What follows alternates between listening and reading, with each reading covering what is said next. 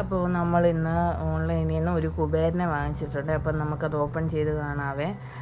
195 രൂപ അങ്ങനെ ഉണ്ടായിരുന്നു, 199 175 അങ്ങനെ എന്തോ റേറ്റ് ആയിരുന്നു കേട്ടോ.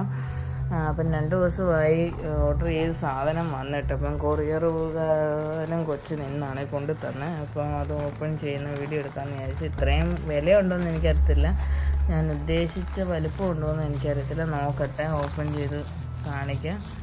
ഓപ്പൺ ചെയ്താൽ പോലെ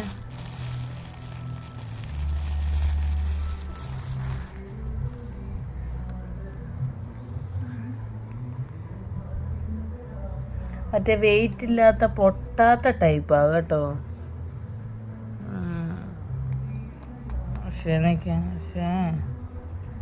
എന്തോ ഒരു ഫിനിഷിങ് ഒന്നും ഇല്ല കേട്ടോ. കണ്ടോ?